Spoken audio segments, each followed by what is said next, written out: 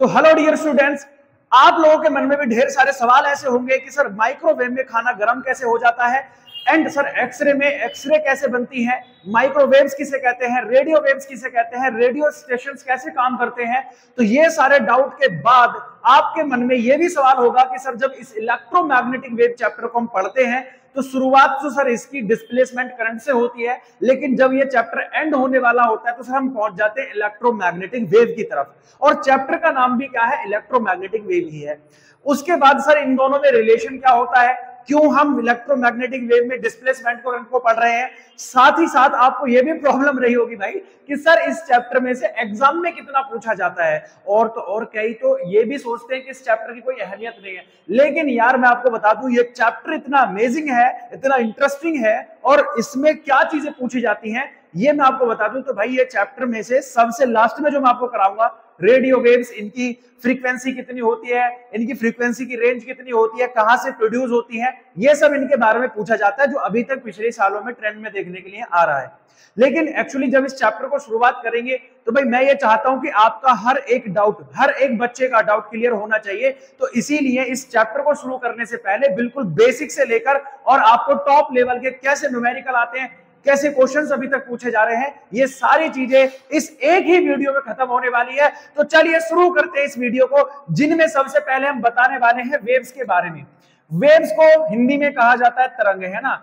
अब ये तो आपको समझ में नहीं आया होगा, लेकिन एक चीज आपको समझ में आ गई होगी कि सर वेव नाम की चीज तो हमने क्लास 11th में भी पढ़ी थी। तो सर वो वाली वेव क्या इलेक्ट्रोमैग्नेटिक वेव दोनों सेम है? तो भाई अगर दोनों सेम होती तो क्लास 12th में तो इनका नेचर नहीं आता पढ़ने के लिए। तो सीधी सी बात है कि सर दोनों में कहीं ना कहीं डिफरेंस रहा होगा। तो चलिए पहले इनके बारे में समझ लेते हैं। तो सबसे पहले जो हमने वेव पढ़ी है वो होती है सर मैकेनिकल वेव, और जो अब हम पढ़ने वाले हैं उसका नाम है इलेक्ट्रोमैग्नेटिक वेव। तो चलिए शुरू करते हैं। तो सब सर मैकेनिकल वेव्स की बात आती है तो ये कहां से प्रोड्यूस होती है, कैसी वेव होती है, ये सबके मन में सवाल चल रहा होता है। तो सर ये जो जनरेट होती है, दीज आर जनरेट, ठीक है, बाय द फिजिकल डिस्टरबेंस, ठीक है, बाय द फिजिकल डिस्टरबेंस। यानी जब भी कोई ऑब्जेक्ट किसी दूसरी चीज में डिस्टरबेंस क्रिएट करेगा, फॉर एग्जांपल लेट कर लीजिए कि सर यहां पर पानी भरा है और इस पानी में आपने पत्थर मार दिया, तो पत्थर जब इस पानी में गया तो क्या किया उसने, फिजिकली इसमें क्या किया, फिजिकली सर इसमें डिस्टर्ब किया, इसके जो पार्टिकल्स है उनको छेड़ दिया इसने। अब जब पार्टिकल को छेड़ दिया तो पार्टिकल क्या करेंगे, चारों तरफ भागने लगेंगे, और यही जो फॉर्मेशन है वो किसको फॉर्म करता है, वेव्स को फॉर्म करता है। लेकिन इलेक्ट्रोमैग्नेटिक वेव की अगर बात करें तो यहां कोई फिजिकल डिस्टरबेंस की जरूरत नहीं है। तो ये जो जनरेट होती है, ये जनरेट होती है बाय द ऑसिलेटिंग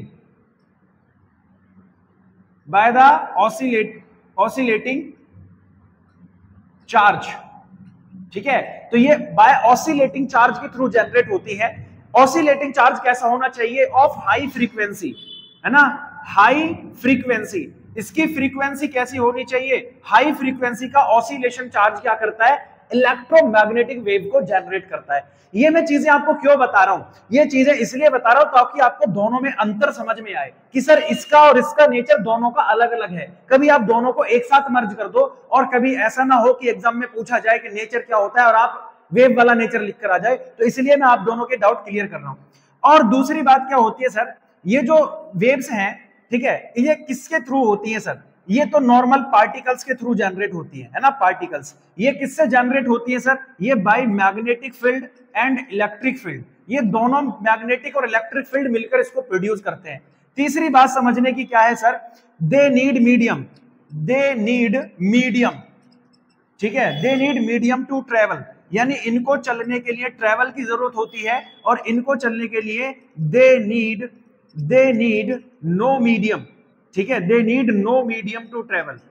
इनको चलने के लिए, कोई भी ट्रेवल करने के लिए कोई मीडियम की जरूरत नहीं है, they need no medium to travel, ठीक है जी। कौन सी इसमें पाई जाती है, तो ये सनलाइट, जैसे आप देखते हो ना सन की लाइट अर्थ तक पहुंचती है, तो इसके पीछे कौन से रीजन है, क्योंकि सन की जो लाइट है वो किसकी फॉर्म में चलती है, इलेक्ट्रोमैग्नेटिक वेव्स की फॉर्म में चलती है। तो अगर जनरली आपके एग्जाम में ये आ जाए कि what is the wave nature of sunlight, तो आप कौन सा वेव नेचर लिखोगे बताओ? मैकेनिकल वेव नेचर लिख कर आओगे या इलेक्ट्रोमैग्नेटिक वेव नेचर लिख कर आओगे? अब आपको पता है कि सर सन से जो वेव्स आती हैं वो डायरेक्ट हमारी अर्थ पर आ रही हैं, तो अब देखो ये अर्थ है तो अर्थ के पास तो मीडियम है, लेकिन जब अर्थ के बाहर जाते हैं तो वहां कोई मीडियम है? वहां तो सारे में क्या है? स्पेस ही स्पेस है। तो आप बोलोगे सर ऐसी चीजों में चलने के लिए कौन सी वेव चाहिए होती है? Electromagnetic waves. ठीक है, तो ध्यान रखना कि सन की लाइट में कौन सी होती है सर? सनरेज जो आती हैं वो कौन सी वेव के थ्रू आती हैं? इलेक्ट्रोमैग्नेटिक वेव्स के थ्रू आती हैं। बात समझ में आ गई? चलिए, तो ये दोनों में अंतर अभी आपको समझ में आ गया सर कि इन दोनों में डिफरेंस क्या है। तो आइए अब समझते हैं कि इस चैप्टर की कहानी कहां से शुरू होती है। तो कहानी शुरू होती है मैक्सवेल की थ्योरी से। अब मैक्सवेल की थ्योरी से कैसे शुरू होगी? तो इसको एकदम बहुत अच्छे से देखो, ये जो चैप्टर होना चाहिए था, मैं आपको एकदम जनरली बता दूं, ये चैप्टर 4 और 5 के बाद होना चाहिए था, लेकिन एक्चुअली इसमें एक छोटा सा पार्ट ऑल्टरनेटिंग करंट का आ जाता है, इसलिए इसको ऑल्टरनेटिंग करंट के बाद डाला गया है। लेकिन ये जो चैप्टर है सच में आपको होना चाहिए था 4 और 5 के बाद। 4 और 5 से क्यों? क्योंकि सर इसमें जो सारा कॉन्सेप्ट है वो किसका है? मैग्नेटिक फील्ड और मैग्नेटिक इंडक्शन का है। 4 और 5 आप लोगों ने बहुत अच्छे से अगर समझा है तो आपको बहुत इजी हो जाएगा ये समझना, और अगर नहीं भी समझा है तो हम किस लिए? हम सारी बातें आपको समझाते हुए चलेंगे। तो चलिए लेट्स स्टार्ट करते हैं। कहानी में ट्विस्ट क्या आता है या कैसे इस कहानी की शुरुआत होती है, तो आओ मैक्सवेल की थ्योरी की तरफ चलते हैं, जिसमें हम सबसे पहले स्टडी करेंगे डिस्प्लेसमेंट करंट की फॉर्मेशन को, क्योंकि डिस्प्लेसमेंट करंट आया कहां से और डिस्प्लेसमेंट करंट आने की वजह से सर क्या क्या चेंज आ गया, जिससे मैक्सवेल ने एक चीज बना दी जिसका नाम है इलेक्ट्रोमैग्नेटिक वेव्स। तो इसलिए इन दोनों में एक रिलेशन निकल कर आता है कि जब मैक्सवेल डिस्प्लेसमेंट करंट को ढूंढेगा, ढूंढने के बाद वहां से कुछ मैथमेटिकल इक्वेशन प्रोड्यूस करेंगे, और जब वो मैथमेटिकल इक्वेशंस प्रूव होंगी तो उनके थ्रू वहां से एक चीज क्रिएट करेंगे जिनको कहते हैं इलेक्ट्रोमैग्नेटिक वेव्स। तो इसलिए डिस्प्लेसमेंट करंट और इलेक्ट्रोमैग्नेटिक वेव्स आपस में रिलेटेड हैं, because these are discovered by the Maxwell. तो मैक्सवेल की सारी कहानी को शुरू करने से पहले छोटा सा आपको एक टॉपिक भी समझाना पड़ेगा जो कि इलेक्ट्रोमैग्नेटिक इंडक्शन है, एंड जिसको हम कहते हैं सर जी कि जब हम किसी वायर में करंट पास करते हैं तो magnetic effect of electric current. तो ये दो टॉपिक भी मुझे थोड़े से देर के लिए आपको समझाने हैं और फिर इन्हें स्टार्ट करना है मुझे। ठीक है, तो चलो शुरू करते हैं कॉन्सेप्ट ऑफ डिस्प्लेसमेंट करंट। ठीक है, लेकिन मैंने आपको कहा है कि जब आप ये कॉन्सेप्ट पढ़ने जाओगे, कॉन्सेप्ट ऑफ डिस्प्लेसमेंट करंट, तो आपको दो कॉन्सेप्ट अपने दिमाग में रखने हैं। एक होता है सर ऑस्टेड एक्सपेरिमेंट। ठीक है जी, ऑस्टेड एक्सपेरिमेंट। अब ऑस्टेड एक्सपेरिमेंट में क्या कहा गया था? बोलोगे सर जब किसी वायर के अराउंड में जब किसी वायर में आई एम्पीयर का करंट पास करते हैं तो इसके अराउंड में क्या बन जाता है? एक मैग्नेटिक फील्ड सेटअप हो जाता है। ये पढ़ा था हम लोगों ने। चलिए ठीक है, उसके बाद फिर कौन आए थे सर? उसके बाद सर हमने क्या पढ़ा? तो कॉन्सेप्ट ऑफ डिस्प्लेसमेंट करंट को स्टार्ट करने से पहले हमें दो चीजें समझनी होंगी। पहला है ऑस्टेड एक्सपेरिमेंट, और ऑस्टेड एक्सपेरिमेंट में हमने क्या समझा था? तो हमने ये समझा था कि सर जब किसी वायर में हम लोग एक आई एम्पीयर का करंट पास करते हैं तो उसके अराउंड में क्या सेटअप हो जाता है? एक मैग्नेटिक फील्ड सेटअप हो जाता है। इसके थोड़ी देर बाद यानी कुछ टाइम बाद आते हैं फैराडे। ठीक है, और फैराडे क्या एक्सपेरिमेंट देते हैं कि जब किसी कॉइल के पास में, ठीक है, क्या लेकर आते हैं? एक मैग्नेट लेकर आते हैं। तो सर यहां से क्या होता है? फ्लक्स चेंज होता है, और फ्लक्स चेंज होने की वजह से, ठीक है, फ्लक्स चेंज होने की वजह से इसमें एक करंट प्रोड्यूस हो जाता है। ये सारी चीजें हम लोगों ने पढ़ी थी। अच्छा जी, अब इस बात को, ठीक है, इसी के थ्रू एक एम्पियर नाम का साइंटिस्ट, ठीक है, एम्पियर्स, तो एम्पियर्स अपना एक लॉ देते हैं जिसे सर्कुटल लॉ कहते हैं। ठीक है, अब सर्कुटल लॉ में यह कहा गया कि भाई line integral of a magnetic field is equals to the mu naught times of the current passing through the circuit, कि यहां से जो करंट पास हो रहा है वो किसी भी सर्किट के म्यू नॉट टाइम्स के मल्टीप्लाई के बराबर होता है। लेकिन ये सारी बातें कौन नोटिस कर रहे थे? ये सारी बातें नोट कर रहे थे मैक्सवेल। अब जब मैक्सवेल नोटिस कर रहे थे तो उन्होंने अपना एक कॉन्सेप्ट बनाया। उन्होंने कहा कि लेट एक चार्जिंग, आप लोग क्या ले लीजिए, capacitor. Here is the charging capacitor. ठीक है, आराम से समझना जरा कॉन्सेप्ट को। Here is a charging capacitor which is connected by a voltage of battery और अ की के। ठीक है, अब समझिएगा जरा ध्यान से। तो ये क्या है सर, पॉजिटिव टर्मिनल है, ये क्या नेगेटिव टर्मिनल है। अब ये हो गया आपके पास में कैपेसिटर सी, ठीक है, इतनी बात समझ में आई। अब ये होता है कि सर स्टार्टिंग में देयर इज नो चार्ज, है ना, यहां से ये लिंक्ड नहीं है तो देयर इज नो चार्ज। अब नो चार्ज तो यानी इस पर चार्ज कितना हो गया, जीरो हो गया, कैपेसिटर पर कोई चार्ज नहीं है। अब कैपेसिटर क्या काम करता है, कैपेसिटर तो सर चार्ज होता है ना। तो हम यहां पर क्या करते हैं सर, स्विच को ऑन कर देते हैं। एज द स्विच ऑन, तो यहां से क्या पास होगा सर, करंट पास होगा। और जैसे ये करंट पास शुरू होगा तो यहां पर क्या होगा, कैपेसिटर चार्ज होना शुरू हो जाएगा। अब जब ये चार्ज होना शुरू हो गया तो हम इस करंट को लिख सकते हैं सर, चार्जिंग करंट लिख सकते हैं, चार्जिंग करंट लिख सकते हैं। और क्या लिखा जा सकता है इसको, और कंडक्शन करंट लिखा जा सकता है। कौन सा करंट लिखा जा सकता है, कंडक्शन करंट, जिसके थ्रू ये कैपेसिटर चार्ज हो रहा है, ठीक है। तो अब यहां पर चार्ज होना शुरू हो गया। लेकिन जब इसके स्टडी मैक्सवेल ने की तो यहां पर ये दो लॉ को ब्रेक कर रहा था, दो लॉज को ब्रेक कर रहा है। क्यों, अब देखो समझो, जब ये पहला क्या सर, ये पॉजिटिव टर्मिनल से जुड़ा है तो ये वाली साइड क्या हो जाएगी, सारी की सारी पॉजिटिव। और ये कौन से जुड़ा है, नेगेटिव से, तो ये वाली साइड क्या हो जाएगी आपकी, नेगेटिव। अब जरा बात ध्यान से समझना कि कौन से लॉज को ब्रेक करता है। तो पहला लॉ ब्रेक होता है किरचॉफ्स लॉ, ठीक है, किरचॉफ्स फर्स्ट लॉ। अब फर्स्ट लॉ क्या होता है सर, देखो फर्स्ट लॉ ये कहता है कि sir the sum of outgoing current and incoming current on an junction is always zero. यानी किसी भी जंक्शन पर आउटगोइंग और इनकमिंग करंट का जो सम है वो कितना होता है, जीरो होता है। लेकिन यहां पर देखो इस वायर के लिए, देखो पहले इस वायर के लिए, तो इस वायर पर जो सर इनकमिंग करंट है वो प्लस है, लेकिन आउटगोइंग करंट कहां है, आउटगोइंग करंट तो कुछ है ही नहीं सर। इनके बीच में क्या है सर, इनके बीच में है तो एयर है, या फिर डाइलेक्ट्रिक सब्सटेंस होता है, या फिर एयर या फिर डाइलेक्ट्रिक सब्सटेंस, दोनों में से कोई भी इलेक्ट्रिक करंट को पास नहीं करता। तो इसका मतलब सर क्या है कि इस पर इनकमिंग करंट तो है, आउटगोइंग करंट कुछ है नहीं। तो ये क्या हो गया सर, ये तो किरचॉफ के फर्स्ट लॉ को फॉलो नहीं करता, फॉलो नहीं कर रहा भाई ये। अब दूसरी बात क्या है, दूसरी बात है कि ये एम्पियर्स लॉ को भी फॉलो नहीं कर रहा, ठीक है, एम्पियर्स लॉ को भी फॉलो नहीं कर रहा। कैसे फॉलो नहीं कर रहा, आइए समझते हैं। उन्होंने कहा कि भाई इस वायर के लिए ले लीजिए, ठीक है। अब यहां क्या हो रहा है सर, इन दोनों प्लेटों के बीच में कोई करंट पास तो हो नहीं रहा, तो क्या हो रहा है, यहां एक magnetic field setup, sorry electric field setup हो रहा है जो कि वेरिएबल है, वेरिएबल इलेक्ट्रिक फील्ड। कौन सा फील्ड, वेरिएबल इलेक्ट्रिक फील्ड यहां पर सेटअप हो जा रहा है, ठीक है। अब ध्यान से समझिएगा। तो हमने ये कहा कि सर मान लो कि अगर हम यहां लें, यहां कोई पॉइंट बना ले P, इस पॉइंट P पर हम एक सर्कुलर लूप ड्रॉ कर लें। एम्पियर का लॉ तो याद है ना कि अगर हम कोई वायर ले उसके चारों तरफ एक लूप ड्रॉ कर लें तो उसका ये सब अभी बताया था मैंने।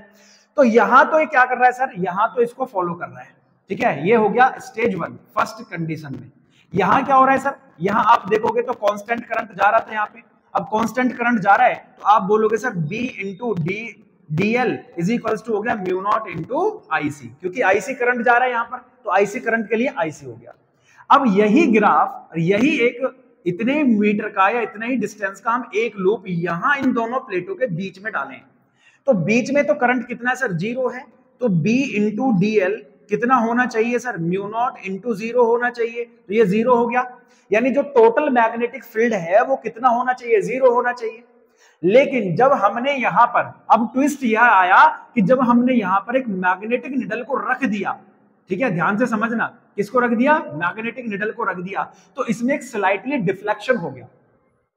यानी एक्चुअली जो हमें होना चाहिए था मैक्सवेल के थ्रू, सॉरी एम्पियर्स लॉ के थ्रू, तो एम्पियर्स लॉ के थ्रू ये होना चाहिए था कि sir total magnetic field zero है, तो यहां कोई मैग्नेटिक फील्ड होना ही नहीं चाहिए था। मैग्नेटिक फील्ड नहीं होता तो इस मैग्नेटिक निडल में भी कोई डिफ्लेक्शन नहीं होना चाहिए था। बट एक्चुअली जब हमने इसे ग्राउंड लेवल पर चेक किया तो क्या हुआ कि सर यहां पर एक डिफ्लेक्शन देखने के लिए मिला, और ये डिफ्लेक्शन इसलिए देखने के लिए मिला होगा क्योंकि यहां एक करंट पास हो रहा होगा, और उस करंट का नाम क्या है, डिस्प्लेसमेंट करंट। यानी इस करंट के अलावा, इस कंडक्शन करंट के अलावा भी इस प्लेटों के बीच में एक करंट होता है, और वो करंट किसके द्वारा प्रोड्यूस हो रहा है, by the variable electric field. तो उस करंट का नाम क्या रख दिया सर जी, डिस्प्लेसमेंट करंट रख दिया गया। आई बात समझ में। और अब ये करंट होता कितना है, कहां से आया है, तो आइए समझते हैं इसके बारे में। तो हमने कहा सर IC बराबर ID ही होता है, यानी ये दोनों करंट का अमाउंट सेम होगा। जितना करंट यहां है उतना ही करंट यहां भी प्रोड्यूस हो रहा है, तो दोनों के अमाउंट क्या है, सेम है। तो कितना अमाउंट होता है, तो सर हमें पता है फाई इज इक्वल्स टू होता है क्यू अपॉन में एप्सिलॉन नॉट। तो क्यू इज इक्वल्स टू क्या हो गया, एप्सिलॉन नॉट इंटू फाई। अब एप्सिलॉन नॉट तो फिक्स रहता है, तो आप कर दो सर डी आई अपॉन में डी क्यू अपॉन में d t is equals to हो गया phi E d phi E upon में डी टी। और ये d q upon d t क्या हो जाएगा सर जी, डिस्प्लेसमेंट करंट हो जाएगा। तो ये निकल कर आ गया कि डिस्प्लेसमेंट करंट जो होता है वो इतने के इक्वल होता है। तो this is the displacement current producing between the plate of parallel plate capacitor. तो यानी अब कहानी में ट्विस्ट ये आ गया कि सर उन्होंने ये कहा कि भाई इस आईसी यानी इस कंडक्शन करंट के अलावा भी एक करंट होता है जो हमें एक्चुअल में दिखाई नहीं देता, बट वो है और उसके थ्रू चेंजेस भी आ रहे हैं, और उस करंट का नाम क्या है, डिस्प्लेसमेंट करंट। अब डिस्प्लेसमेंट करंट है तो सर ये जो इक्वेशन उन्होंने बनाई थी B into D L mu not into I C, क्या ये आईसी ही रहनी चाहिए, क्या इसमें आईडी जो करंट है जो ये नहीं ले रहे हैं क्या वो भी ऐड होना चाहिए? तो आप बोलोगे हाँ जी सर ऐड होना चाहिए। तो ये जो न्यू इक्वेशन है, ठीक है, तो ये जो न्यू इक्वेशन है, ये जो न्यू इक्वेशन है वो ऐसे हो जाएगी sir B into D l is equals to mu naught I C plus में आई डी। क्या ये ऐसे नहीं होनी चाहिए? बोलोगे हाँ जी सर। तो बस इन्हीं करेक्शनों को देखकर मैक्सवेल की कुछ इक्वेशन पढ़ेंगे और उन इक्वेशनों में क्या क्या चेंज हो सकता है वो समझेंगे, और उसके थ्रू फिर प्रोड्यूस करेंगे इलेक्ट्रोमैग्नेटिक वेव्स। तो आई होप आपको ये कॉन्सेप्ट क्लियर हुआ होगा कि सर ये डिस्प्लेसमेंट करंट आया कहां से, ठीक है, और इसका हमें समझना क्यों है। तो रीजन है सर क्योंकि मैक्सवेल इसी के थ्रू अपनी मैथमेटिकल इक्वेशन से कैलकुलेशन करेगा और वहां से जाके प्रोड्यूस होगी इलेक्ट्रोमैग्नेटिक वेव। तो भाई अगर मजा आया, सारी चीजें समझ में आई, डिस्प्लेसमेंट करंट का कॉन्सेप्ट समझ में आया, तो फटाफट से वीडियो लाइक कर देना। अब इसके बाद जो अगला टॉपिक है हमारा वो हो जाएगा मैक्सवेल्स इक्वेशंस, ठीक है, मैक्सवेल की इक्वेशन। तो आइए समझते हैं और उन इक्वेशन को हम लिखकर समझाएंगे आप लोगों को एक एक, ठीक है, और उसके बाद फिर चलेंगे आपके इलेक्ट्रोमैग्नेटिक वेव्स, ठीक है। चलिए आइए बच्चों, नेक्स्ट टॉपिक है हमारा मैक्सवेल इक्वेशंस। तो after the discovery of displacement current, यानी 16वीं सेंचुरी के आसपास जब ये डिस्कवरी हो जाती है कि ये डिस्प्लेसमेंट करंट भी होता है, और डिस्प्लेसमेंट करंट की हमने डेफिनेशन कहां से निकाली थी कि सर हमें पता है कि जब कोई electric field magnetic field generate करता है तो मैग्नेटिक फील्ड भी इलेक्ट्रिक फील्ड जनरेट करता है, ठीक है, बात समझना जरा मेरे यहाँ पे। जब electric field magnetic field produce कर रहा है तो मैग्नेटिक फील्ड भी इलेक्ट्रिक फील्ड प्रोड्यूस कर रहा है। लेकिन जब हमने इसे कैपेसिटर के ड्यूरिंग देखा तो कैपेसिटर में हमने क्या पता चला कि सर यहाँ पर एक डिस्प्लेसमेंट करंट भी है। तो उस डिस्प्लेसमेंट करंट की डिस्कवरी के बाद इन्होंने जो इक्वेशंस थी, जैसे यहाँ पर लिखा हुआ है कि मैक्सवेल की इक्वेशन होती क्या है, पूछ लेता है what are the Maxwell equation. तो याद रखना आपको लिखना है Maxwell write the equation of electrostatic and magnetic, यानी मैग्नेटिक और इलेक्ट्रोस्टैटिक जो इक्वेशंस हैं या जो भी हमने लॉज पढ़े हैं, यहाँ लॉज लिख लीजिए, ठीक है, लॉज। तो जो भी हमने मैग्नेटिक और इलेक्ट्रोस्टैटिक लॉज पढ़े थे उनको मैथमेटिकली राइट करा, और वही मैथमेटिकल जो राइट है उसी को हमने कहा मैक्सवेल इक्वेशन। यानी जो इलेक्ट्रोस्टैटिक्स और मैग्नेटिक फील्ड में जो भी हमने लॉ पढ़े हैं, जितने भी लॉ पढ़े हैं उनको मैथमेटिकली रूप में लिखना मैक्सवेल का इक्वेशन हो जाता है।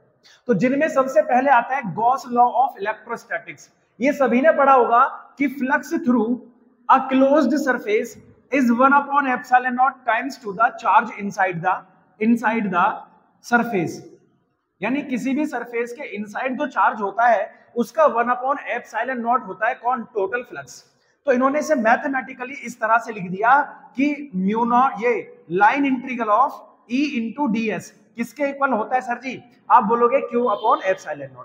इस बात से एक और चीज आपको समझने की है कि यार इससे ये चीज पॉसिबल होती है कि इलेक्ट्रिक मोनोपोल्स आर पॉसिबल, यानी इलेक्ट्रिक फील्ड में सिंगल चार्ज भी पॉसिबल है। जब आप एक डाइपोल बनाओगे तो उस डाइपोल को ब्रेक करने के बाद में सिंगल चार्ज भी पॉसिबल है, लेकिन मैग्नेट में मोनोपोल्स पॉसिबल नहीं है। उसके बाद जो ये लॉ है ये स्टैटिक और काइनेटिक, ठीक है, ये स्टैटिक और काइनेटिक चार्ज दोनों के लिए पॉसिबल है। यानी ये जो लॉ है आपका वो स्टैटिक और काइनेटिक दोनों चार्जेस के लिए पॉसिबल होता है। ये दो बात यहां से इंपॉर्टेंट नोट कर लेना। फिर आता है sir Gauss law of magnetism. तो गॉस लॉ ऑफ मैग्नेटिज्म होता है कि the total flux through a closed surface is 0। तो इसको इन्होंने लिखा कि line integral of B into d s is equals to 0। ठीक है, तो इसमें कोई दिक्कत नहीं है, यहां पर कोई भी मोनोपोल्स पॉसिबल नहीं है, तो मैंने लिखा भी नहीं है क्योंकि आपको पता है कि सर मैग्नेटिक फील्ड एक क्लोज लूप बनाता है, इसलिए जीरो भी हो गया, तो इसकी वजह से क्या होता है सर, मोनोपोल्स पॉसिबल नहीं होते। यहीं से पता चलता है फैराडेज लॉ, और फैराडे का लॉ क्या था sir, EMF of a coil is equal to the rate of change of flux. तो अब यहां पर आप समझो, ये समझने वाली बात है कि इलेक्ट्रोमोटिव फोर्स जो होता है it is equal to the rate of change of flux, जो rate of change of flux है उसके इक्वल होता है। कैसे, तो ये हमने पढ़ा था sir, E is equal to होता है माइनस d∅b अपॉन dt। अब अगर इसे मैथमेटिकली लिखें तो E जो है, अब एक लॉ पढ़ा है आपने, E इज इक्वल टू होता है v अपॉन में L, तो v is equal to EL हो गया, तो E की जो वैल्यू है integral of linear integral of electric field के बराबर हो जाता है, तो E इंटू dl। अब E इंटू dl और यहाँ E है, तो E की वैल्यू क्या सर जी, माइनस d∅b अपॉन dt, तो ये इक्वेशन निकल कर आ जाती है कि sir linear integral of electric field is equal to the rate of change of flux. अब देखो यहीं से जब ये इक्वेशन प्रूव हो जाती है, तो यहीं से जो हमारे मैक्सवेल हैं वो एक भविष्यवाणी कर देते हैं, है ना, ऐसे तथास्तु कर देते हैं कि सर क्या हो रहा है, इलेक्ट्रिक फ्लक्स जब चेंज हो रहा है तो चेंजिंग मैग्नेटिक फ्लक्स बन रहा है, यानी ये दोनों एक दूसरे के इक्वल हैं। तो आइए समझते हैं इसके बारे में। ये एक यहां पर क्या करते हैं, हाइपोथेसिस देते हैं और क्या कहते हैं कि भाई इलेक्ट्रिक फील्ड जब चेंज होगा तो मैग्नेटिक फील्ड बनेगा, और मैग्नेटिक फील्ड जब चेंज होगा तो इलेक्ट्रिक फील्ड बनेगा, और इन दोनों को जब एक साथ चलेंगे, है ना, जब इलेक्ट्रिक और मैग्नेटिक फील्ड कहीं एक साथ चलेंगे तो वो बन जाती है इलेक्ट्रोमैग्नेटिक वेव्स। तो अब आपको ये लिंक समझ में आया होगा कि सर हमें डिस्प्लेसमेंट करंट के बाद हमें ये जो इक्वेशन मिली, इन्हीं इक्वेशनों से ये पता चलता है कि ईएम वेव भी होती है, और ये किसने प्रूव किया, मैक्सवेल ने।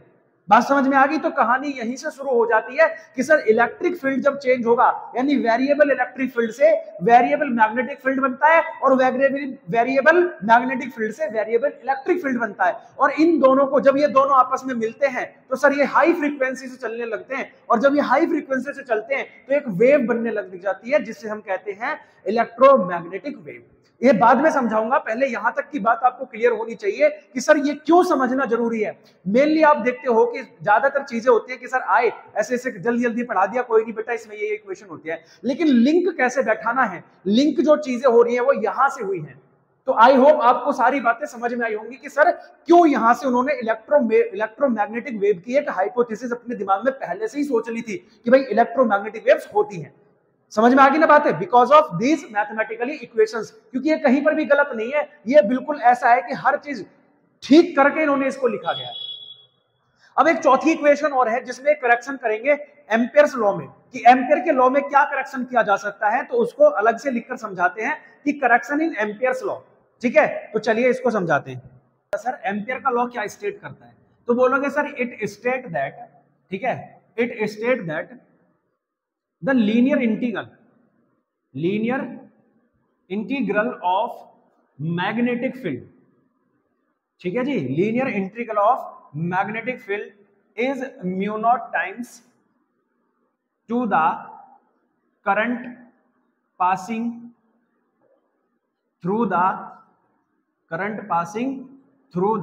circuit, है ना, किसी भी सर्किट से जो करंट पास होता है वो सर लीनियर इंटीग्रल का कितना गुना होता है, mu not into I not times होता है। ये हमने पढ़ा था, ठीक है, ये हमने पढ़ा। लेकिन अभी जब ये करेक्शन आएगा, ठीक है, तो करेक्शन क्या करा गया, तो इन्होंने कहा कि सर आई जो यहाँ पर आईसी है, ठीक है, जो आईसी है इसके साथ में एक और डिस्प्लेसमेंट करंट भी होता है, और इन दोनों का अमाउंट क्या होता है, सेम होता है। तो इन्होंने कहा जो linear integral B into DL है, ये म्यू नॉट आईसी ना होकर आईसी में एक और करंट जुड़ना चाहिए जिसका नाम है आईडी, यानी डिस्प्लेसमेंट करंट। और ये हमने बताया था कि सर ये कहां से आता है, तो आप बोलोगे सर जी फाई इज इक्वल्स टू होता है क्यू अपॉन में एप्सिलॉन नॉट। तो जब हम इसे करेंगे तो क्यू इज इक्वल्स टू हो जाएगा फाई ई इंटू में epsilon naught is equals to, तो जब हम इसे d q over d t निकालते हैं तो सर ये निकल कर आता है, तो ये एप्सिलॉन नॉट तो सेम रहेगा, डी फाई ई अपॉन में डी टी निकल कर आ जाता है, और D q upon d t क्या होता है, आईसी, तो यही क्या है आपका डिस्प्लेसमेंट करंट है। तो इस डिस्प्लेसमेंट करंट की वैल्यू अगर यहां रख दें तो सर ये हो जाएगा B into D l is equals to mu naught IC plus ID की जगह पर mu naught d phi E upon में डी टी। उन्होंने कहा जो ये इक्वेशन है म्यू नॉट इंटू आईसी। ये म्यू नॉट इंटू आईसी ना होकर कितना होना चाहिए था, आईसी प्लस आईडी होना चाहिए था। और डिस्प्लेसमेंट करंट की value flux rate of flux of change के इक्वल आता है, जितना ज्यादा चेंज होगा उतना ज्यादा डिस्प्लेसमेंट जनरेट होगा। तो उन्होंने कहा कि सर यहां से एक इक्वेशन निकल कर आती है कि आईडी की वैल्यू हो जाती है epsilon naught d phi E upon में dt। तो इस तरह से इस इक्वेशन में ये चेंज होना चाहिए था और ये चेंज करके उन्होंने इसको बताया। अब जब ये सारे चेंजेस समझ में आ गए तो हमने कहा कि सर दो तीन बातें और समझने की है। देखिए, जैसे अगर चार्ज रेस्ट पे है, अगर चार्ज क्या है, रेस्ट पे है, तो वो क्या करता है सर, वो ओनली इलेक्ट्रिक फील्ड जनरेट करता है। और अगर चार्ज मोशन में है तो वो क्या करेगा सर, मैग्नेटिक फील्ड जनरेट करेगा। अब ऐसे ही कोई वेरिएबल चार्ज है, यानी कोई ऑसिलेटिंग चार्ज है। कौन सा चार्ज है, ऑसिलेटिंग, ठीक है।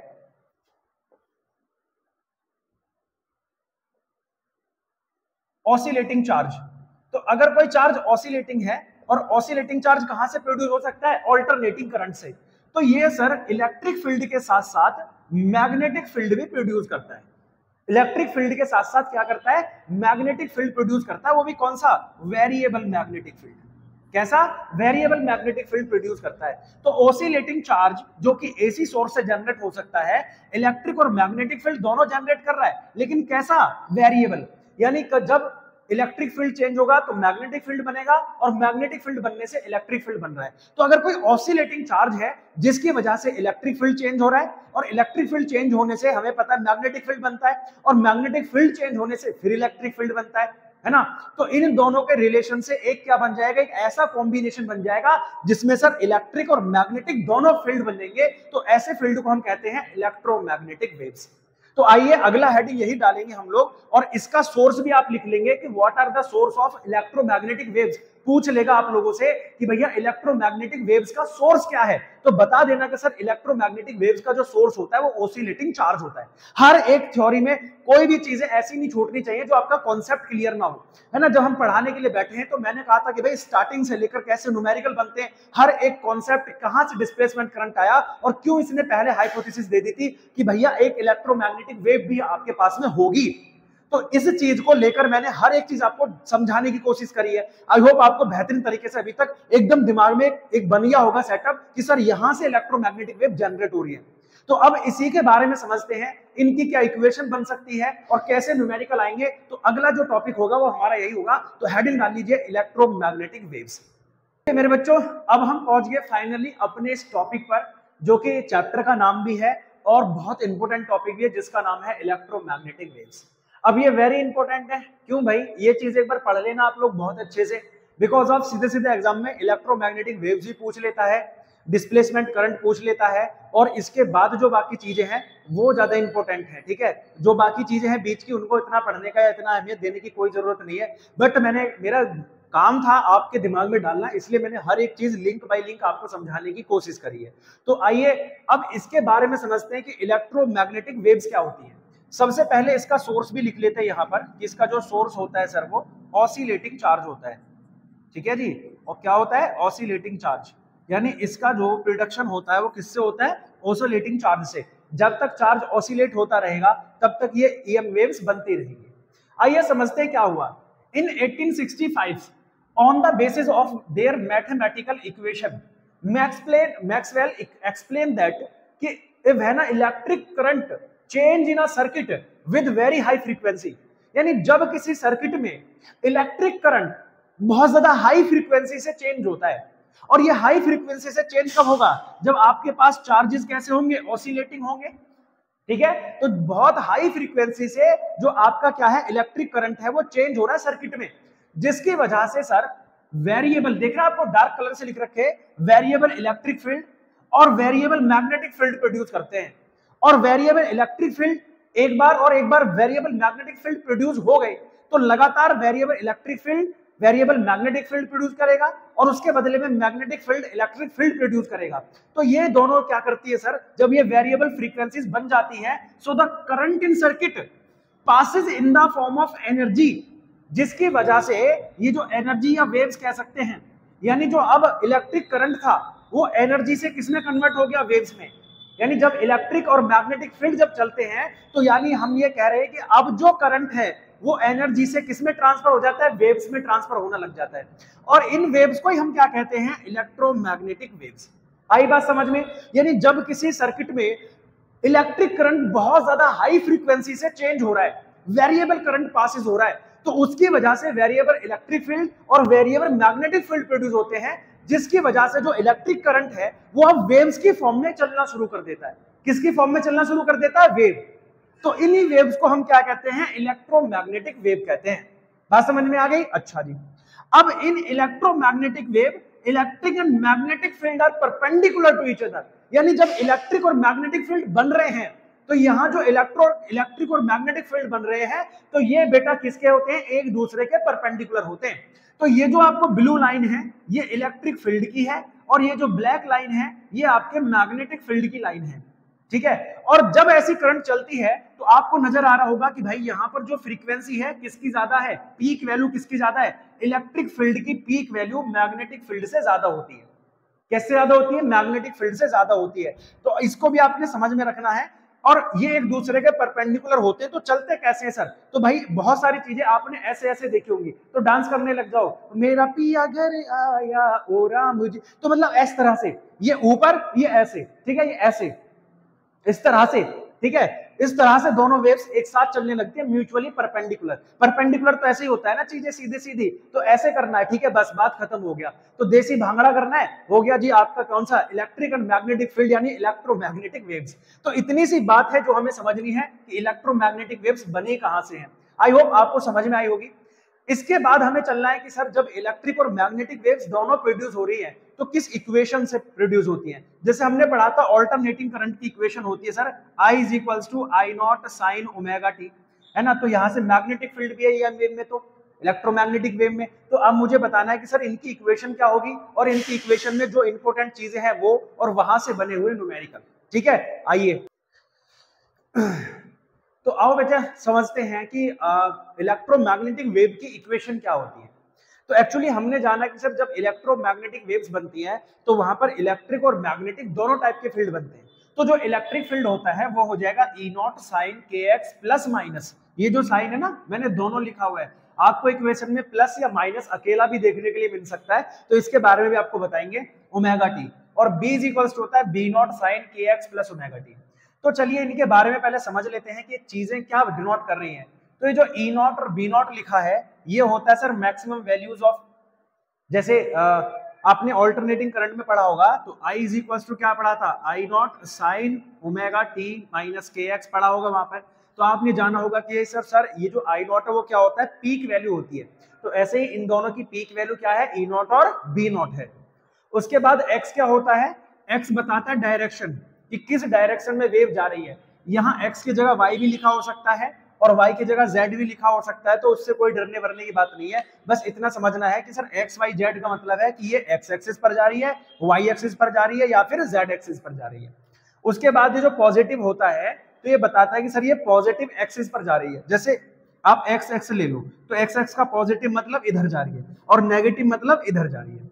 समझ में आ गया ना। y एक्सिस का पॉजिटिव मतलब ऊपर की ओर जा रही है और नेगेटिव मतलब नीचे की ओर जा रही है। z एक्सिस का वैसे तो बाहर की ओर होती है से परपेंडिकुलर, लेकिन बनाने के लिए हम उसे यहां डाल देते हैं z एक्सिस। तो अगर पॉजिटिव जा रही है तो इधर और नेगेटिव जा रही है तो इधर, इस तरह से, ठीक है। बातें समझ में आ गई। अच्छा जी, तो ये तो डायरेक्शन होगी। ओमेगा क्या होता है, एंगुलर वेलोसिटी होता है, ठीक है। ओमेगा जो लिखा है एंगुलर वेलोसिटी, और T4 होता है यहाँ पर टाइम।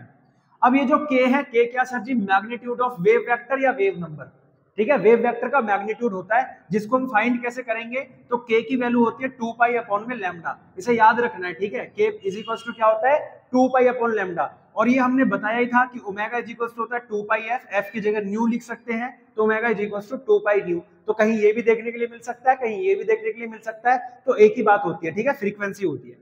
तो आओ अब इन दोनों में रिलेशन और निकालते हैं, ओमेगा और k में। तो ओमेगा अपॉन k क्या हो जाएगा, 2 पाई न्यू अपॉन में 2 पाई अपॉन में लैम्डा। तो लैम्डा ऊपर गया सर, ओमेगा अपॉन k निकल कर आ गया 2 पाई से 2 पाई इधर पहुंच गया भैया। तो अब बचेगा ये ओमेगा अपॉन में k is equals to lambda और न्यू। और न्यू क्या है, देखो न्यू क्या सर जी, फ्रीक्वेंसी। और ये क्या लैम्डा, लैम्डा होता है सर जी, आप ये बात ध्यान रखो कि लैम्डा एक तरह से डिस्टेंस होता है, डिस्प्लेसमेंट होता है। तो ओमेगा अपॉन से इन दोनों की जो वैल्यू होती है वो सी के इक्वल आती है, स्पीड ऑफ लाइट। तो यहां से निकल कर आ गया ओमेगा इज इक्वल्स टू हो गया के सी, ठीक है, कल्लू कालिया, ठीक है। तो ओमेगा इज इक्वल्स टू के सी निकल कर आ गया यहां से वैल्यू, ठीक है। तो इसको ऐसे याद रखना है, इनमें रिलेशन भी निकल कर आ गया। तो आई होप ये सारी बातें आपको समझ में आ गई होंगी। इक्वेशंस ऑफ EM वेव्स में जो भी प्रॉब्लम है, जो भी समस्या है, वो सारी आपकी सॉर्ट आउट होगी। अब यहां से एक रिलेशन भी निकल कर आता है कि सर E नॉट और B नॉट में रिलेशन निकाल दो, ठीक है। क्या निकालना है? E नॉट और B नॉट में रिलेशन। तो ये आई थिंक आप पहले राइट डाउन कर लेना इसको, बढ़िया तरीके से समझ में आ गया है।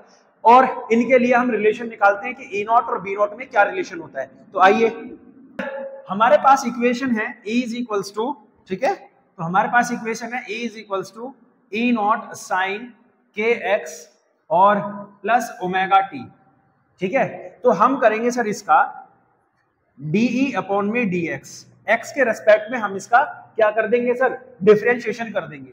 तो E नॉट बाहर रहेगा, d ओवर dx किसका हो जाएगा sir? Sine kx plus omega t का।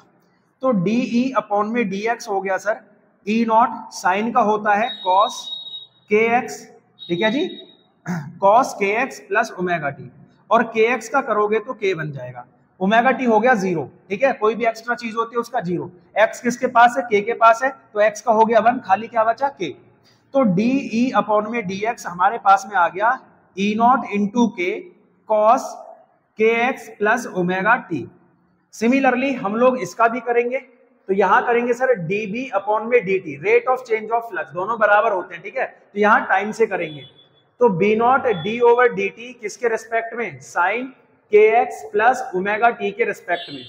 तो dB अपॉन dt निकल कर आ जाएगा सर, साइन का फिर से डिफरेंशिएशन हो जाएगा cos kx plus omega t. और जब इनका करेंगे तो भाई अब की बार हम किसके रेस्पेक्ट में कर रहे हैं? dt के रेस्पेक्ट में कर रहे हैं। तो सर ये 0 हो जाएगा और ओमेगा बचेगा केवल यहाँ पर, ठीक है। क्या बचेगा? ओमेगा। तो ये निकल कर आ गया sir dB upon dt equals to हो गया ओमेगा B नॉट और cos kx प्लस में ओमेगा टी। अब मैंने आपको बताया था कि सर ये और ये दोनों एक दूसरे से मैग्नीट्यूड में कैसे होते हैं? इक्वल होते हैं, ठीक है। तो यहां पर रख देंगे sir dB upon dt equal है किसके सर? dE अपॉन में dx, ये दोनों इक्वल हैं। तो भैया रख दो इसकी वैल्यू सर पहले, omega B not cos kx plus omega t, और यहां रखोगे तो सर कितना हो जाएगा? E नॉट k cos कितना हो गया? kx plus omega t. तो ये और ये कैंसिल हो गया, तो omega B not equals to आ गया E नॉट इंटू में k। अब B नॉट को इधर लेके जाओ तो ये बचेगा omega upon k E not upon में B नॉट। और हमने अभी पढ़ा था कि ओमेगा अपॉन k किसके इक्वल आता है सर? C के इक्वल आता है। तो यहां से ये जो रिलेशन है सर, यहां से बहुत अच्छे क्वेश्चन पूछे जाते हैं। तो आई होप आप सबको समझ में आया होगा कि मेरा कहने का मतलब क्या है कि सर E नॉट और B नॉट किसके इक्वल आता है? C के इक्वल आता है। तो इसको इक्वेशन को वेरी इंपॉर्टेंट है, पहले तो ये डायरेक्टली पूछा जाता है कि find the relation between electric field and magnetic field equation के रूप में। उसके बाद सर यहां से कुछ न्यूमेरिकल बनते हैं। तो आइए आपके कुछ प्रैक्टिस क्वेश्चन करा देते हैं, फिर कैरेक्टरिस्टिक्स ऑफ इलेक्ट्रोमैग्नेटिक वेव्स के बारे में बात करेंगे, और फिर इलेक्ट्रोमैग्नेटिक वेव कितने टाइप की हो सकती है उनके बारे में बात करेंगे। और जब हम ये सारी चीजें कंप्लीट कर लेंगे तो उनकी रेंज, उनकी फ्रीक्वेंसी, ये सारी चीजें कंप्लीट कर लेंगे। और जैसे ये सारी चीजें कंप्लीट होती हैं तो मेरे भाई आपका जो चैप्टर है वो पूरा एंड हो जाएगा। तो चलिए कुछ प्रैक्टिस क्वेश्चंस लगाते हैं, है ना, एकदम बढ़िया तरीके से। तो आओ मेरे प्यारे बच्चों, एक जबरदस्त और बेहतरीन क्वेश्चन की तलाश में चलते हैं भाई, बढ़िया तरीके से करते हैं इसको। क्या लिखा है इस पर? In a vacuum the amplitude of magnetic field is, कितना लिखा ये, है ना। और मैं आप लोगों से पूछूंगा टी, तो इसका मतलब क्या है? एनटी का मतलब, है ना, बहुत सारे बच्चे कंफ्यूज हो जाएंगे यहाँ पर। इसका मतलब होता है बेटा नैनो टेस्ला, और नैनो टेस्ला को जब टेस्ला में कन्वर्ट करते हैं तो 10 की पावर -9 से मल्टीप्लाई कर देते हैं, ठीक है। तो ऐसा लिखा हुआ है तो डरने की जरूरत नहीं है, ये नैनो टेस्ला होता है। और हमें फाइंड करना है कि सर मैग्नीट्यूड या एम्पलीट्यूड ऑफ इलेक्ट्रिक फील्ड क्या होगा। तो E नॉट की वैल्यू पूछ रहा है, और इसने यहां ये जो वर्ड लिखा हुआ है वैक्यूम, इसका मतलब है कि सर C हमें दे रखा है कितना? 3 × 10 की पावर 8। और वैक्यूम की जगह अगर कोई मीडियम होता तो मीडियम की स्पीड देता, ठीक है। दे रखा है, तो हमारे पास एक रिलेशन है E not upon B not equals to होता है सर सी। तो ई नॉट की वैल्यू क्या आ गई, सी इंटू बी नॉट। और भैया ये क्वेश्चन इस बार बिल्कुल ऐसे जिंदा रखा हुआ आया था, तो आप इसको थोड़ा सा ध्यान से समझना। तो सी की वैल्यू है 3 इंटू 10 की पावर 8 इंटू बी की वैल्यू है 510 इंटू 10 की पावर -9। तो ई नॉट की वैल्यू होगी सर 300, 3 1 3, 3 5 15 और 10 की पावर -1। कितना हो गया, 10 की पावर -1। तो क्या आप नहीं मानते कि सर ये 153 टेस्ला न्यूटन पर कूलाम हो जाएगा? ठीक है, कितना हो जाएगा, न्यूटन पर कूलाम। तो बस सिंपल सी बात है, इतना करना होता है। तो इलेक्ट्रिक फील्ड का क्या निकल गया, एम्पलीट्यूड निकल गया या मैग्नीट्यूड निकल गया। ठीक है, सिंपल सी बात है। अब एक क्वेश्चन और जबरदस्त तरीके से मैं आपको समझाता हूं, ठीक है, बढ़िया तरीके से। उसमें इक्वेशन बनानी भी आएगी, डायरेक्शन के बारे में पूछेगा और ब्ला ब्ला ब्ला ब्ला बहुत सारी चीजें पूछेगा। तो चलिए उसे समझाते हैं फिर आपको। प्यारे बच्चों, एक और जबरदस्त क्वेश्चन आप लोगों के लिए सामने लेकर आया हूं मैं। भाई देखो, क्वेश्चन है सर ई नॉट आपको दे रखा है इलेक्ट्रोमैग्नेटिक वेव इक्वेशन में 120 न्यूटन पर कूलाम, और फ्रीक्वेंसी दे रखी है आपको 50 हर्ट्ज, ठीक है, मेगा हर्ट्ज। और मेगा को जब बदलोगे तो इंटू 10 की पावर कितना कर दोगे, ठीक है, तो 10 की पावर 6 हर्ट्ज आप इसे कन्वर्ट कर देंगे। देन हमसे पूछा है कि सर आप लोग ये सारी चीजें तो निकालो ही, साथ में इक्वेशन और निकाल दो ई नॉट और बी नॉट, ई और बी के लिए, ठीक है। तो इक्वेशन तो चलो बाद की बात है, पहले इन पर काम करते हैं। ई नॉट दिया है, बी नॉट निकालना है, तो सिंपल सी बात है, पहला फॉर्मूला जब लगेगा तो E not upon B not is equal to c लग जाएगा, है ना। कहानी में ट्विस्ट है। तो ई नॉट की वैल्यू है 120, बी हमें निकालना है, सी कितना होता है 3 इंटू 10 की पावर 8। ठीक है जी, इधर लेके आ जाओ। तो 120 अपॉन 3 इंटू 10 की पावर 8 इज इक्वल्स टू हो गया बी नॉट। 3 से काटेंगे 40, ये ऊपर जाएगा तो सर 4 इंटू 10 की पावर -7 हो जाएगा बी नॉट। इतना टेस्ला आ गया आपका बी नॉट। तो पहला ये चीज क्लियर है, इतना समझ में आ गया, ये निकल के आ गया। अभी हमें क्या काम करना है सर, ओमेगा निकालना है। तो ओमेगा इज इक्वल्स टू होता है 2 पाई एफ। तो omega is equals to 2 into pi की वैल्यू 3.14, एफ की वैल्यू कितना हो गया 50 इंटू 10 की पावर कितना है 6। तो आप इसे मल्टीप्लाई करोगे, 52 जा कितना होता है 100, 3.14 10 की पावर 6, ये हो जाएगा सर 314 इंटू 10 की पावर 6। पॉइंट से 2 जीरो कट हो जाएंगी, तो 314 इंटू 10 की पावर 6 हो गया। कोई दिक्कत यहाँ पर, ओमेगा की वैल्यू निकल कर आ गई, है ना, कोई समस्या कोई परेशानी। उसके बाद में सर हमें के की वैल्यू निकालनी है। तो हमने पढ़ा था sir omega upon k is equals to c होता है। तो अगर हमें के चाहिए तो sir omega upon c is equals to k हो जाएगा। तो ओमेगा कितना है 314 इंटू 10 की पावर 6 अपॉन में 3 इंटू 10 की पावर 8 इज इक्वल्स टू के। तो इसे कट करेंगे हम कितने टाइम में, भाई काट लो इसे, 314, 3 1 जा 3। अब आप बोलोगे सर कैरी 1 किया, पॉइंट लगाया, फिर भी नहीं आया, मतलब 0 लगाया, फिर 4 आ गया, और 3 5 जा 15, लगभग 15 के आसपास। तो इसे कट करोगे तो 105 आ जाएगा अप्रोक्सीमेटली, इंटू 10 की पावर -2 इज इक्वल्स टू के। 10 की पावर -2 को 1.05 लिख सकते हैं, तो ये के आ गया। क्या निकल कर आ गया, के। अच्छा जी, उसके बाद में, ठीक है, उसके बाद में क्या पूछा है सर, भाई देखो बी नॉट मिल गया, ओमेगा मिल गया, के मिल गया, यहां तक की तीनों चीजें सॉल्व हो गई, ठीक है, पहली, दूसरी और ये तीसरी। अब हमें इक्वेशन निकालनी है। क्या निकालनी है, इक्वेशन। तो इक्वेशन होती है sir E is equals to e naught sine omega t minus k x, या प्लस माइनस दोनों होता है सर, या तो प्लस माइनस दोनों होता है, तो दोनों ही रहने दो, क्योंकि ये डायरेक्शन तो दी नहीं है किस डायरेक्शन में जा रहा है, तो उसी डायरेक्शन के अकॉर्डिंग ले लेते हैं हम इसे।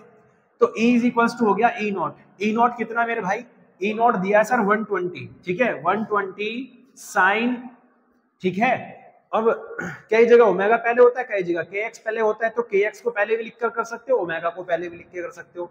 तो ओमेगा की जगह कितना रखना है सर, 314 इंटू 10 की पावर 60 प्लस के की वैल्यू कितना आया है 1.05x, ठीक है, ऐसे।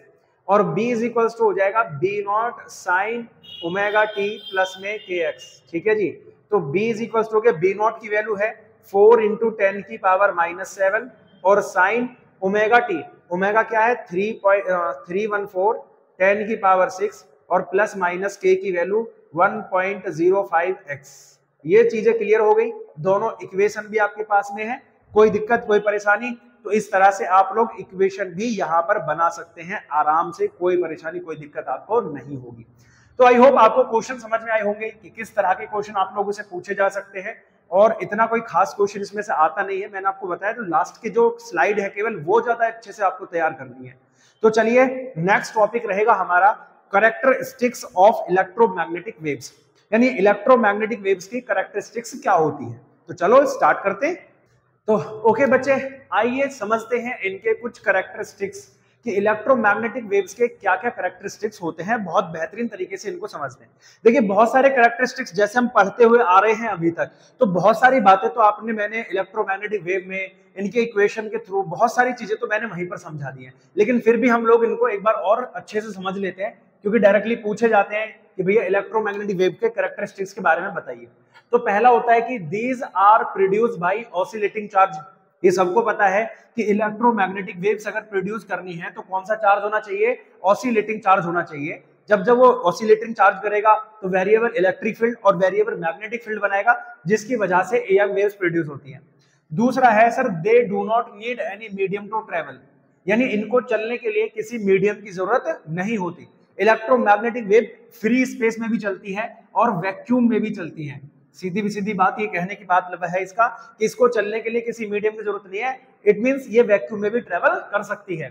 तीसरी बात है, the speed of EM waves can be calculated by these formula, यानी अगर इसका ये नया है, ये आपने नहीं पढ़ा होगा, तो यानी अगर आपको किसी भी इलेक्ट्रोमैग्नेटिक वेव का क्या निकालना है, स्पीड निकालनी है, तो 1/रूट में mu not into epsilon root होता है, जो कि c के इक्वल आता है, स्पीड ऑफ लाइट के इक्वल आता है। Magnetic field and electric field are mutually perpendicular to each other, ये सबने पढ़ा है ना, कि एक जब इलेक्ट्रोमैग्नेटिक वेव्स बनती है तो इलेक्ट्रिक फील्ड और मैग्नेटिक फील्ड दोनों परपेंडिकुलर होते हैं एक दूसरे के, बताया था मैंने, ठीक है, ऐसी वाली कंडीशन।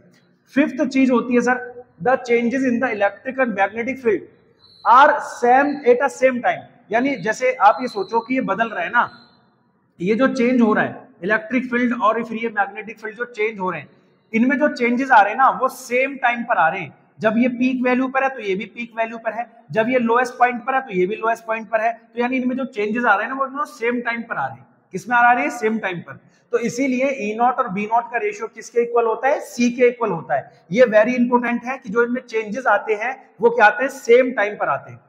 उसके बाद सर सिक्स चीज है, इलेक्ट्रिक फील्ड एनर्जी डेंसिटी जो होती है वो UE इज इक्वल्स टू होती है half epsilon not E square, ये हमने प्रूव भी करी है, कहां पर? कैपेसिटर वाले फॉर्मूले में, ठीक है।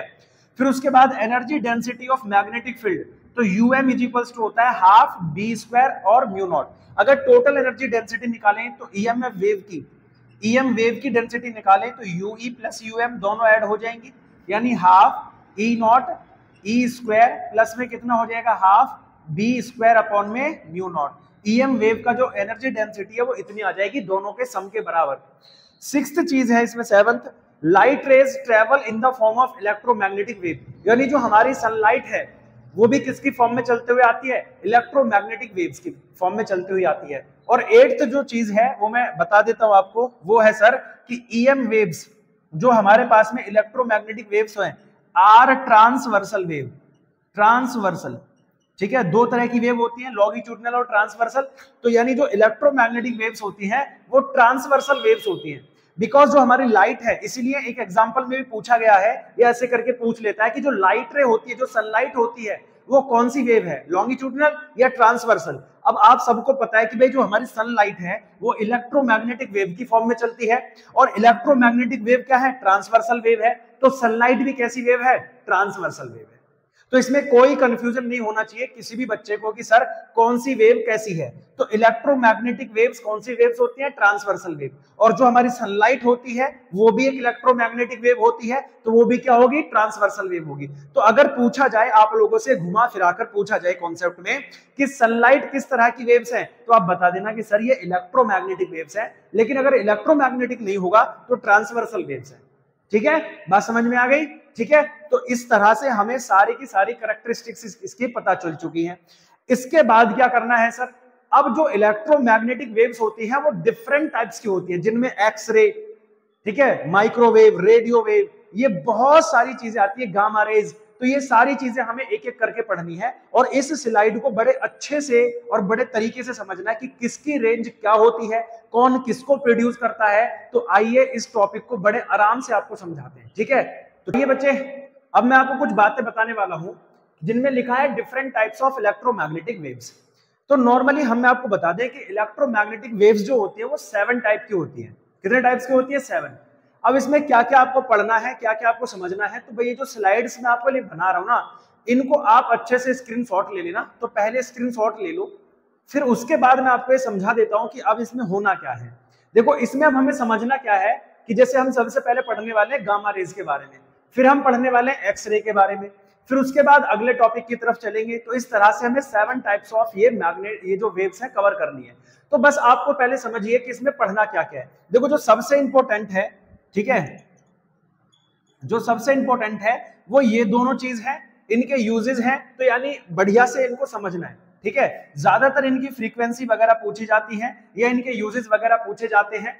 तो भाई पहले गामा रे के बारे में समझ लेते हैं। तो गामा रे का प्रोडक्शन कहां से होता है, यानी गामा रे बनती कहां से है? तो by the nuclear decay. Nuclear decay क्या होता है कि हमारे पास में कुछ हैवी मेटल्स होते हैं, लाइक यूरेनियम वगैरह, है ना, पढ़ा होगा आप लोगों ने, U239 ऐसे करके पढ़ा होगा। तो यूरेनियम जो है, जब इस पर हम लोग क्या करते हैं, न्यूट्रॉन की बॉम्बार्डिंग करते हैं, तो ये डिके हो जाता है और यहाँ से कुछ हाई फ्रीक्वेंसी की एनर्जी बाहर निकलती है, जिनमें अल्फा भी होता है, बीटा भी होता है और गामा रेज भी होती है। तो यहीं से निकलती है गामा रेज। अब अल्फा बीटा जो है वो माइक्रोवेव्स नहीं होती है, या सॉरी माइक्रो कह रहा हूं मैं, कि अल्फा और बीटा जो है इलेक्ट्रोमैग्नेटिक वेव नहीं होती, गामा रेज इलेक्ट्रोमैग्नेटिक वेव्स होती है। तो इसे ध्यान रखना कि गामा रेज ऐसे निकलती है। इनकी प्रॉपर्टीज क्या होती है? तो दे हैव नो चार्ज और नो मास, यानी इनके पास ना तो चार्ज होता है और ना ही इनका अपना कोई मास होता है। दूसरी बात, इनकी हाई पेनिट्रेटिंग एनर्जी पावर होती है, यानी इनकी एनर्जी पावर ज्यादा होती है। तो इनकी एनर्जी भी क्या होगी? बहुत ज्यादा होगी, है ना। ये आयनाइज्ड कर देंगे किसी भी उसको, तो आयनाइजेशन पावर इनके पास होती है, ठीक है। तो ये आयनाइज्ड कर देते हैं एयर मॉलिक्यूल्स को। किसको? एयर मॉलिक्यूल्स को आयनाइज कर सकते हैं। लो आयनाइजिंग पावर लो होती है, तो आयनाइज्ड कर देते हैं। उसकी वजह से यूजेस क्या आते हैं सर इनका? पहला होता है in study of nuclear reaction, यानी कि जो भी न्यूक्लियर रिएक्शन होती है उनकी स्टडी करने के बारे में, या न्यूक्लियस के सरफेस की स्ट्रक्चर के बारे में कि उसका स्ट्रक्चर कैसा होता है न्यूक्लियस का, उसकी स्टडी करने के लिए भी किसका यूज किया जाता है? गामा रेज का। दूसरा, in treatment of cancer, cancer cell को जो ये मारने के लिए या कैंसर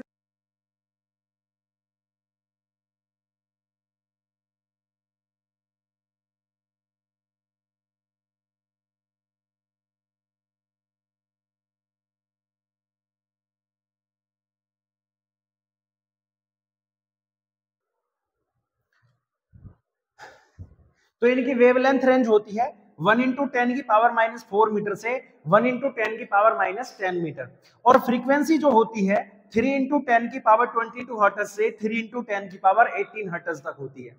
उसके बाद आ जाइए एक्सरे। तो एक्सरे के बारे में तो सभी बच्चे पूछते हैं कि सर एक्सरे कैसे काम करता है। तो एक्सरे ऐसा काम करता है कि hitting a heavy metal by a fast moving electron, जब कोई फास्ट मूविंग इलेक्ट्रॉन बहुत हाई स्पीड से चलता हुआ आता है और किसी हैवी मेटल को हिट कर दे, तो ऐसे मान लो कि यहाँ पर एक हैवी मेटल है और एक इलेक्ट्रॉन बहुत हाई स्पीड से यहाँ से आ रहा है, बड़ी हाई स्पीड से, तो यहाँ से एक नई प्रकार की वेव्स जनरेट होगी जिसको हम कहते हैं एक्सरे।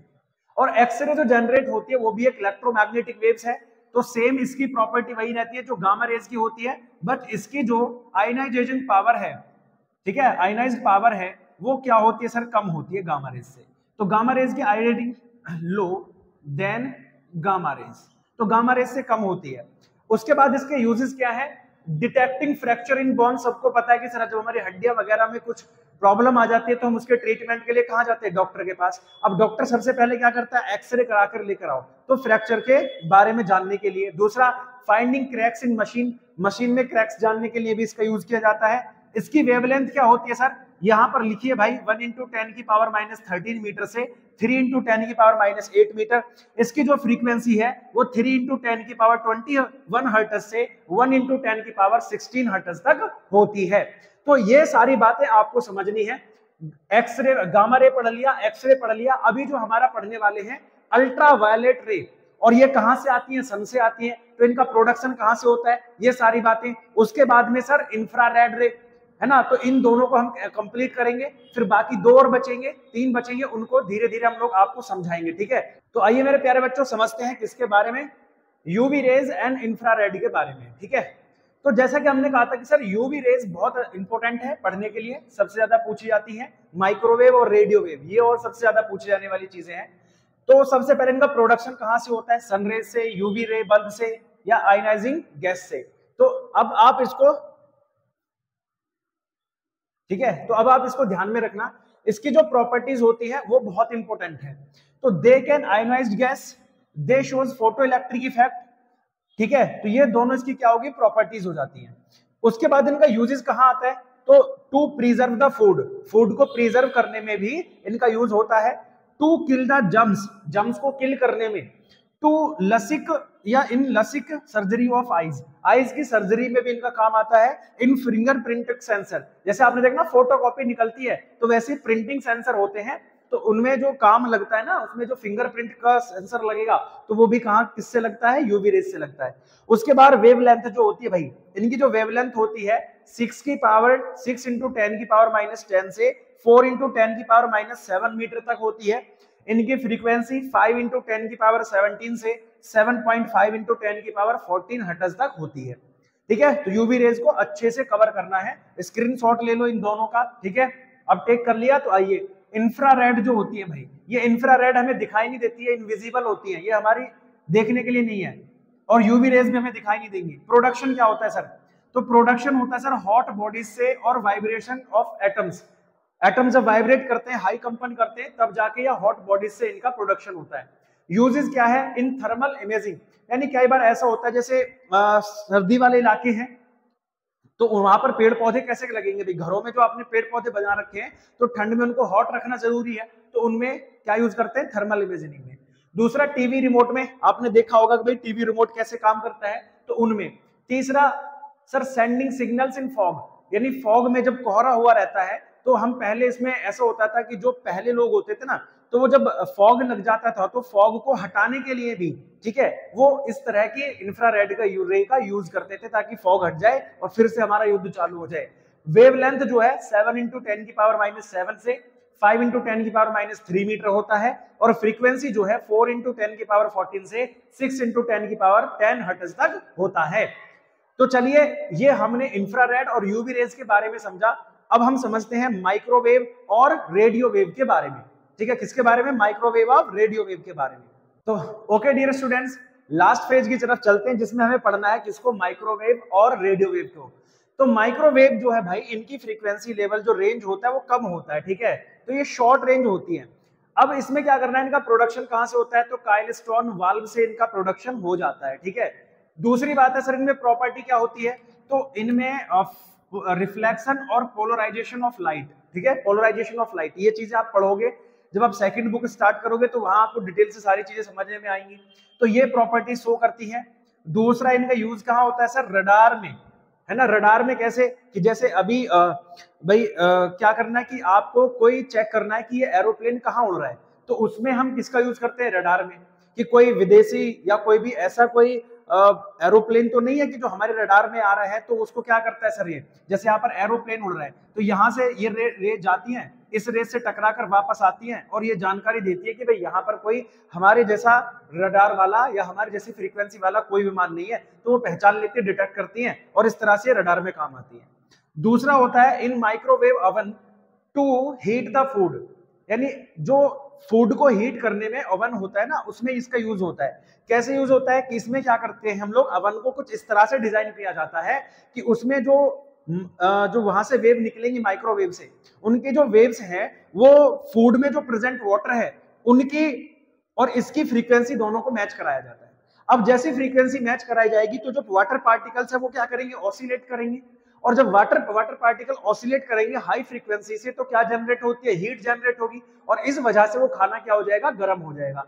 इनकी जो वेवलेंथ रेंज होती है 1 × 10 की पावर -3 से 3 × 10 की पावर -1 तक और 3 × 10 की पावर 11 से 1 × 10 की पावर 9 हर्ट्ज तक इनकी फ्रीक्वेंसी होती है। इसी तरह से आती है रेडियो वेव्स। तो रेडियो वेव्स का जो प्रोडक्शन होता है वो ऑसिलेटिंग इलेक्ट्रिक सर्किट, जिसे एलसी ऑसिलेशन है ना, एलसी सर्किट भी कहते हैं, तो वहां से इनका प्रोडक्शन होता है। दूसरा बात यूजेस कहां पर है, तो एफएम में, रेडियो में, मोबाइल्स में, यूएचएफ बैंड फ्रीक्वेंसी सेंड करने में इनका यूजेस होता है। ठीक है, प्रॉपर्टीज कहां आती है सर, इसमें डिफ्रैक्शन की प्रॉपर्टी होती है, डिफ्रैक्शन ऑफ लाइट। ठीक है, तो डिफ्रैक्शन ऑफ लाइट की प्रॉपर्टी शो करते हैं। उसके बाद में वेवलेंथ क्या होती है सर इसकी, 1 × 10 की पावर -4 से 1 × 10 की पावर 4 मीटर तक होती है और फ्रीक्वेंसी होती है 3 × 10 की पावर 9 हर्ट्ज से 3 × 10 की पावर 4 हर्ट्ज तक। तो ये आपकी क्या थी, कुछ इंपॉर्टेंट, यानी एक ही रह गया विजिबल, और विजिबल वाली उतना पूछा नहीं जाता है। तो ये 6 मैंने आपको माइक्रोवेव्स कराए हैं, सॉरी इलेक्ट्रोमैग्नेटिक वेव्स कराए हैं। तो आई होप आपको ये पूरा चैप्टर बहुत अच्छे से कंप्लीट हुआ होगा, और अगर मजा आया तो भाई वीडियो को शेयर करना, अपने दोस्तों तक पहुंचा देना।